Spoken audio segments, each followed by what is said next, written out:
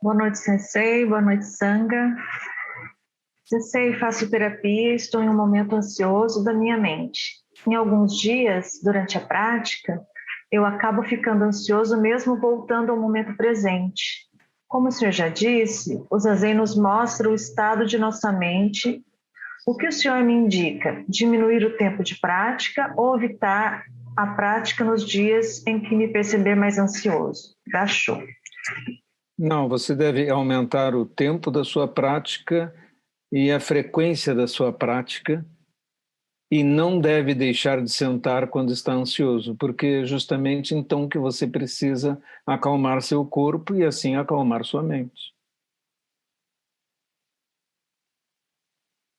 Sensei, tenho uma dúvida acerca do Karma Veda e a evolução do ser humano.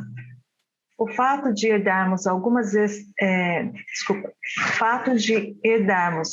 heranças pré-históricas significa, de certo modo, a manifestação do karma? Só nos manifestamos com esse corpo que tem essas heranças pré-históricas, um cérebro reptiliano, por exemplo, e métodos de reação, porque temos karma para estarmos nesse mundo com esse tipo de corpo.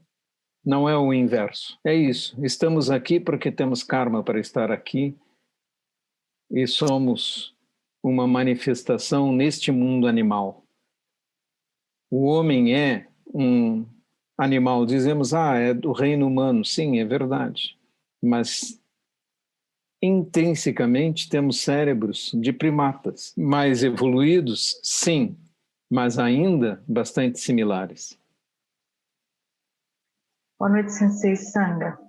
Vivemos uma crise humanitária de desemprego de milhões, de refugiados, crianças, a idosos, de violência. Como lidar com o sofrimento coletivo do mundo? Que atitude devemos ter como budistas frente a essas realidades duras do mundo ao redor? Devemos fazer o possível para amenizar os sofrimentos no mundo, mas os sofrimentos estão principalmente dentro da mente. Por exemplo, tendemos a pensar que estamos vivendo uma época terrível, mas as épocas que nos antecederam foram mais terríveis. Só no século XX tivemos 2 guerras mundiais. A primeira matou 20 milhões de homens, a segunda 50 milhões de homens. E continuamos tendo combates e ameaças e coisas assim. E se recuamos no tempo, vemos epidemias, crises humanitárias, desemprego, ignorância em níveis cada vez maiores. Basta você recuar no tempo. Pense, em 1910, no Brasil, apenas 10% das pessoas eram alfabetizadas, 90% não sabia ler nem escrever. Então, a quantidade de ignorância e o desconforto e os riscos que as pessoas corriam eram muito maiores. Nunca vivemos uma época tão segura quanto agora. Ainda é numa época ameaçadora para se viver, cheia de sofrimentos e tudo mais. Sim, ainda é. Mas não significa que o mundo piorou, é o contrário que aconteceu. Basta olhar os números. Neste século XX, descobrimos a cura para as doenças infecciosas, na metade do século XX, 70 anos atrás. Antes disso, as mulheres tinham em média 6 filhos e morriam 4. É por isso a população não aumentava tanto. A nossa média de vida era muito mais curta. Estamos vivendo quase o dobro do que vivíamos no início do século XX. Temos muito mais oportunidades, inclusive para conhecer o Dharma.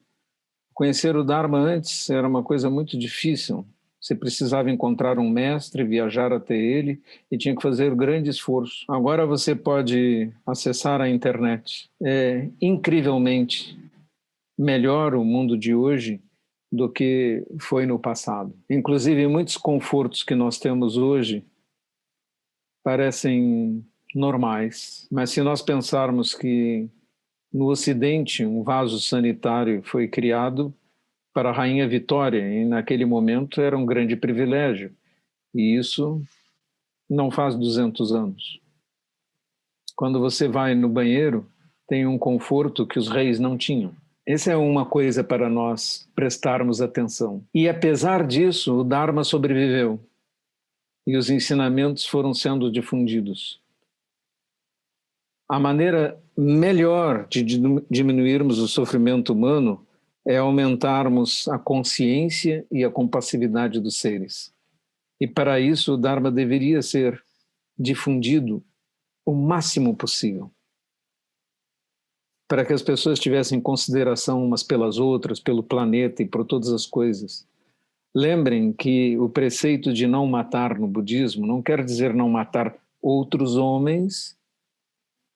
O preceito de não matar quer dizer não matar nada, nem as florestas, nem as pedras. Não temos o direito de destruir nada inutilmente. E cada vez que aproveitamos algum recurso natural, devemos reverenciá-lo e agradecê-lo. E se tivermos esse tipo de atitude, nosso mundo mudará. Como já mudou em alguns lugares, é possível que nós venhamos a mudar o nosso. Dando um pequeno exemplo. Séculos atrás, no Japão, estabeleceu-se que não se podiam derrubar as florestas.